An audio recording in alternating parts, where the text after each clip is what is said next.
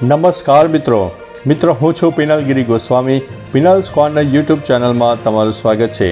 મિત્રો, આજની વિડીયોમાં વાત કરીશું દેશ અને દુનિયાના સુપરફાસ્ટ સમાચારની. સૌપ્રથમ વાત કરીએ તો વરસાદની આગાહીની.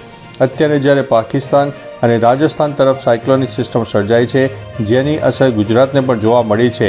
પાકિસ્તાન, રાજસ્થાન અને ગુજરાત સહિત મધ્ય ભારતના અનેક ભાગોમાં ગઈકાલે પણ જોરદાર વરસાદ વરસ્યો હતો.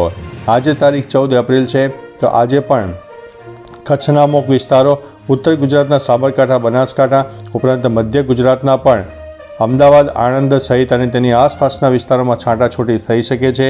ઉપરાંત સૌરાષ્ટ્રના પૂર્વ તરફના વિસ્તારો, દક્ષિણ ગુજરાતના પણ કોઈ ભાગો અને ગુજરાતનો પૂર્વ તરફનો વિસ્તાર જેમાં દાહોદ, પંચમહાલ સહિત અનેક વિસ્તારો આવે છે. એટલે મિત્રો, ઓવરઓલ ગુજરાતમાં હજુ પણ છાંટાછૂટી, તો ક્યાંક હળવા મધ્યમ વરસાદી ઝાપટા, તો ક્યાંક તોફાની વરસાદ થઈ શકે છે.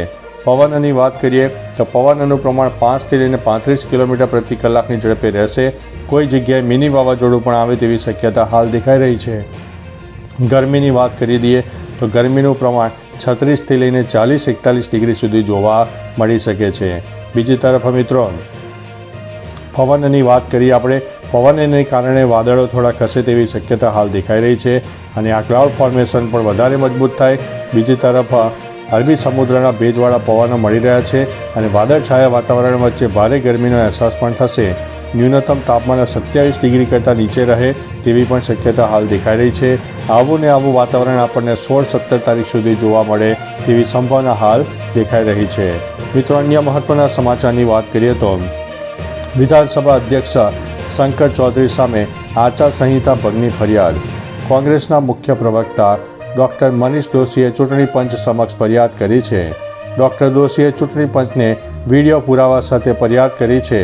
વિધાનસભા અધ્યક્ષ શંકર ચૌધરીએ ભાજપ ઉમેદવારની તરફેણમાં પ્રચાર કર્યો હોવાનો દાવો કરવામાં આવ્યો છે. મિત્રો, અન્ય મહત્વના સમાચારની વાત કરીએ તો મતદારો માટે નવી સુવિધા શરૂ. ચૂંટણી પંચે પહેલીવાર લોકસભાની ચૂંટણીમાં 85 વર્ષથી વધુ ઉંમરના મતદારો અને 40% વિકલાંગતા ધરાવતા વ્યક્તિઓ ઘરેથી મતદાન સુવિધા શરૂ કરી છે. મિત્રો, અન્ય મહત્વના સમાચારની વાત કરીએ તો મોબાઈલ રિચાર્જ પ્લાન મોંઘા થશે. એન્ટિક સ્ટોક બ્રોકિંગના રિપોર્ટ અનુસાર ટેલિકોમ કંપનીઓ ટેરિફ પ્લાનની કિંમતમાં 15 થી 17% વધારો કરવા જઈ રહી છે.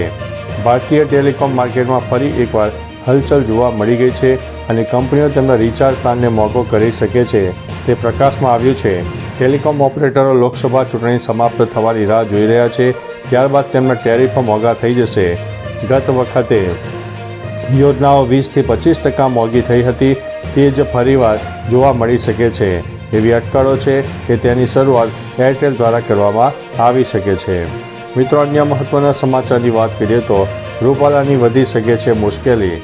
રાજકોટ લોકસભા બેઠક પર 100થી વધુ ઉમેદવારી ફોર્મ ઉપડ્યા. કેન્દ્રીય મંત્રી પુરુષોત્તમ રૂપાલાએ ક્ષત્રિય સમાજ પર કરેલી ટિપ્પણીને લઈને વિવાદ વધુને વધુ ઘેરો બન્યો છે. રૂપાલાએ માફી માંગી હોવા છતાં આ મામલો થાળે પડ્યો નથી. હવે રૂપાલા સામે ક્ષત્રિય સમાજની મહિલા આગેવાનોએ મોરચો માંડ્યો છે.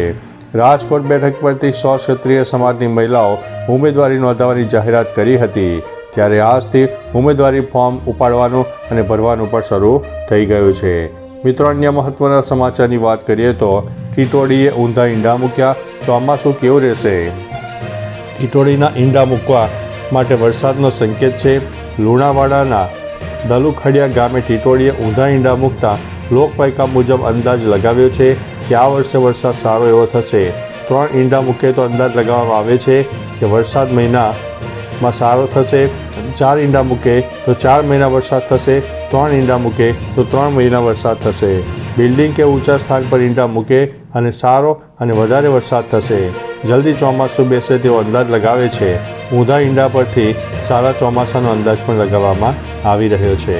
મિત્રો, અન્ય મહત્વના સમાચારની વાત કરીએ તો ગુજરાતમાં રાજકોટથી જ પીએમ મોદી કરશે ચૂંટણી પ્રચારના શ્રી ગણેશ. લોકસભા ચૂંટણી અગાઉ ગુજરાતમાં વડાપ્રધાન મોદીની પ્રચાર સભા યોજવા માટેની તૈયારીઓ ભાજપ દ્વારા કરી લેવાઈ છે. પીએમ મોદીની જાહેર સભા સંભવિતપણે સૌરાષ્ટ્ર, કચ્છ, દક્ષિણ ગુજરાતમાં યોજાશે. ઉલ્લેખનીય છે કે કેન્દ્રીય મંત્રી પરસોત્તમ રૂપાલાને ભાજપે રાજકોટ લોકસભા બેઠક માટે ટિકિટ આપી છે. વડાપ્રધાન નરેન્દ્ર મોદી પણ ધારાસભ્ય તરીકેની પોતાની પહેલી ચૂંટણી પણ રાજકોટ સીટ પરથી લડ્યા હતા. મુખ્યમંત્રી બન્યા હતા. વિવાદોને પગલે આગામી 22 એપ્રિલના રોજ વડાપ્રધાન મોદીની જાહેર સભા રાજકોટ ખાતે યોજાઈ શકે તેવી અટકળો ચાલી રહી છે. મિત્રો, અન્ય મહત્વના સમાચારની વાત કરીએ તો લોન લેનારા બેંક ખાતા ધારકોને મોટો ઝટકો લાગ્યો છે. બેંક ઓફ બરોડાએ લોન પરના વ્યાજ દરમાં 5 બેઝિસ પોઈન્ટનો વધારો કર્યો છે. આ સાથે હવે લોન પર વ્યાજ દર 8.05% વધીને 8.10% થયું છે. 3 મહિનાની લોન પર 8.45%, 6 મહિનાની લોન પર 8.65% અને 1 વર્ષની લોન પર 8.85% લેખે વ્યાજ ગણાશે. બેંકના પ્રતિનિધિઓએ જણાવ્યું છે કે આજથી આનો અમલ કરવામાં આવશે. ગત જાન્યુઆરીમાં પણ બેંકે વ્યાજ દરમાં વધારો કર્યો હતો. મિત્રો, અન્ય મહત્વના સમાચારની વાત કરીએ તો સોના ચાંદીમાં આગ ઝરતી તેજી. સોનામાં 1050નો વધારો ઝીકાયો છે. આજે ફરીથી સોનાના ભાવમાં વધારો થયો છે. 24 કેરેટ સોનાનો ભાવ 75,000ને પાર પહોંચ્યો છે. અમદાવાદમાં સોનાનો ભાવ 75,200એ પહોંચ્યો છે, જ્યારે અમદાવાદમાં ચાંદીનો ભાવ 85,200એ પહોંચ્યો છે.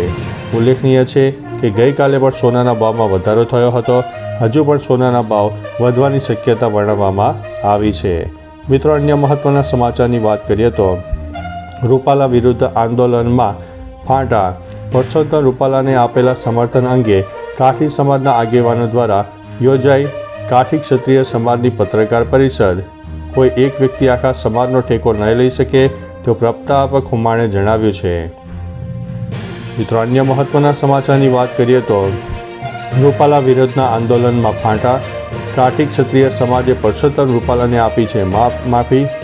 રાજકોટ લોકસભા સીટના ભાજપ ઉમેદવાર પુરુષોત્તમ રૂપાલાએ રાજપૂત સમાજ પર કરેલી ટિપ્પણી બાદ સમગ્ર રાજપૂત સમાજમાં વિરોધનો માહોલ જોવા મળ્યો છે. રાજપૂત સમાજ એક સ્વરમાં રૂપાલાની ટિકિટ રદ કરવાની માંગ કરી રહ્યો છે. જો કે આ બધા વચ્ચે મોટા સમાચાર સામે આવ્યા છે. કાઠી ક્ષત્રિય સમાજે રૂપાલાને માફી આપી છે. તેમણે કહ્યું છે કે પીએમ મોદીને અમે મન, વચન અને કર્મથી સાથ અને સહકાર આપીશું. તો ચાલો મિત્રો, ફરીથી દેશ અને દુનિયાના સુપરફાસ્ટ સમાચાર લઈને મળતા રહીશો. ત્યાં સુધી અમને રજા આપશો. નમસ્તે.